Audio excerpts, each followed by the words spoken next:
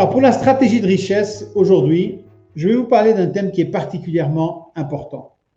Eh bien, c'est justement l'importance du cash flow.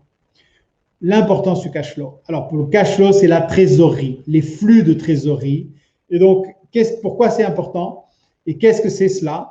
Eh bien, c'est vraiment important de contrôler l'argent qui entre chez nous. OK?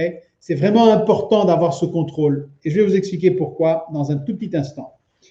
Avant, laissez-moi juste vous parler de ce qu'on appelle le cadran. Et c'est le cadran du cash flow, en gros. Il a été développé par Robert Kiyosaki, qui est l'auteur de ce célèbre book, de ce célèbre livre, le Père riche et le Père pauvre. Et eh bien, il nous parle de ce cadran où il y a un côté du cadran où nous avons les employés et, disons, les spécialistes ou les gens qui travaillent à leur propre compte, des avocats, des médecins, etc. Et puis, vous avez l'autre côté du cadran où vous avez les business, donc les grosses structures qui ont 500 employés ou plus, et les investisseurs. OK? Et donc, ce qui est important de comprendre et de bien saisir, c'est que d'un côté du cadran, de ce côté du cadran, les gens travaillent pour de l'argent. Donc, ils échangent leur temps contre de l'argent. Et de ce côté du cadran, ils travaillent, ils ont l'argent, les personnes ont l'argent qui travaille pour elles. Okay? Vous comprenez la différence? D'un côté, si vous arrêtez de travailler pour une raison ou une autre, ben, vos revenus s'arrêtent. Si vous êtes de ce côté du cadran, eh bien, vous pouvez partir en vacances et vous savez que votre argent est en train de travailler et vous ramener des revenus régulièrement. OK? Voilà. Alors, quand on voit ça, ben, on se dit aussi, et encore une fois, c'est selon Robert Kiyosaki, ben, il dit que les pauvres travaillent, sont du côté gauche du cadran et les riches sont du côté droit du cadran. Pourquoi? Eh bien parce que les pauvres travaillent pour de l'argent et lorsqu'ils ne travaillent pas, l'argent s'arrête et donc ils échangent leur temps contre de l'argent. Et les riches, ben, ils peuvent faire ce qu'ils veulent parce que l'argent travaille pour eux et donc ils ont toujours des revenus qui viennent. Okay?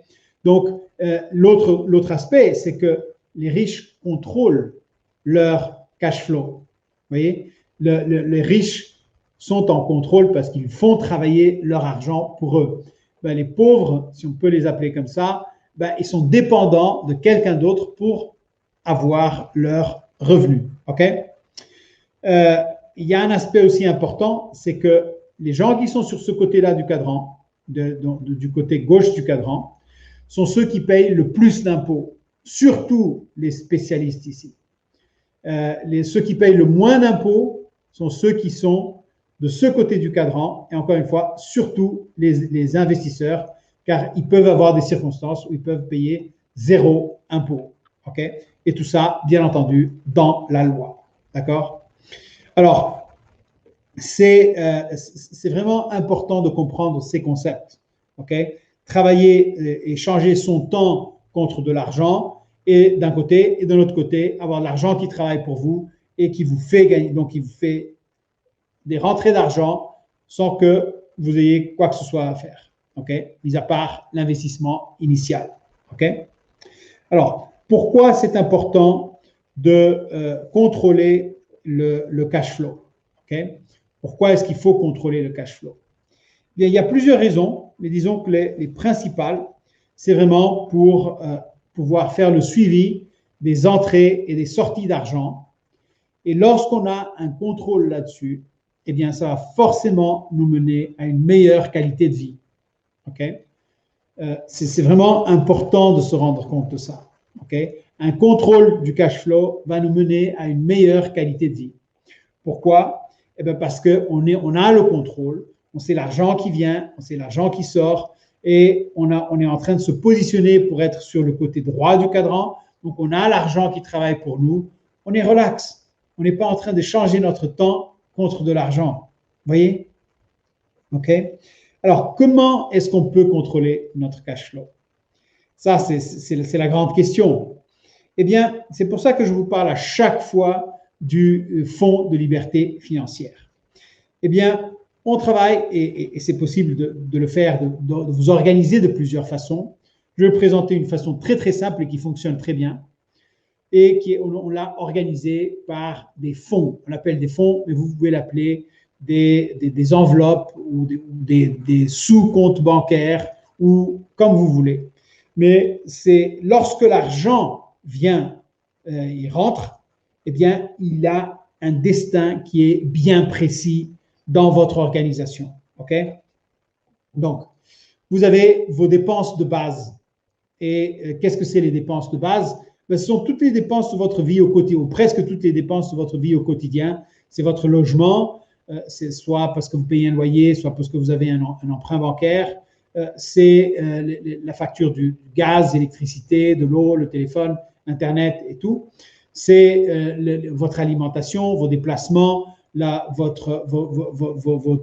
vêtements, tout ça. Donc, tout ça, ça fait partie de vos dépenses basiques et donc doit aller dans un fonds qui s'appelle justement dépenses de base et vous avez 55% de vos revenus qui vont là-dedans.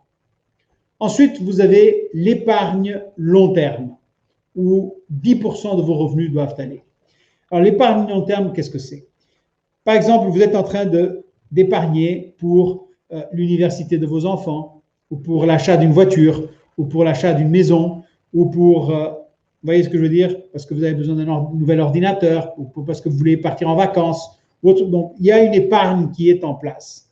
Et puis, à un moment donné, vous avez suffisamment d'argent dans cette épargne, eh bien, vous allez l'utiliser pour acheter ce que vous avez prévu. D'accord? Donc, 10% de vos revenus vont dans votre épargne à long terme. Ensuite, vous avez besoin d'avoir du fun. Donc, vous avez besoin peut-être de vous faire plaisir parce que vous voulez aller passer une journée au spa, vous allez vous faire un restaurant, un 2 étoiles ou un 3 étoiles. Enfin, c'est vraiment des choses qui vous font plaisir. C'est quelque chose qui sont un petit peu hors norme et que vous allez faire parce que vraiment, c'est important et ça va vous faire sentir bien. Et là, vous avez 10% de vos revenus qui sont là. Ensuite, vous avez 10% qui vont dans votre fonds d'éducation. L'éducation est essentielle. Nous devons apprendre toute notre vie. Et lorsqu'on arrête d'apprendre, on est mort, en gros. Okay? Donc, peut-être vous voulez développer vos connaissances sur certains thèmes, sur les finances, sur les investissements, mais ça peut être aussi sur la musique, sur la comptabilité, sur l'art, sur ce que vous voulez. Mais vous avez là, justement, un fonds où vous avez 10% qui vont servir à ça. Donc, vous avez de l'argent qui est destiné à votre développement personnel, si vous voulez. Okay? Ensuite, vous avez les dons qui représentent 5% de vos revenus. Et c'est important, lorsque vous faites des dons, de le faire avec le cœur. Donc, de faire vers des causes qui vous sont chères. Et là, encore, c'est important parce que plus on donne, plus on va recevoir. Mais quand on donne, il faut donner avec le cœur. OK? Et puis, vous avez votre fonds de liberté financière où vous avez 10% de vos revenus qui vont y aller. Eh bien, lorsque vous faites vous avez ce fonds de liberté financière dont je vous parle à chaque fois, eh bien, c'est l'argent que vous allez utiliser pour faire vos investissements, pour accélérer votre prospérité. D'accord?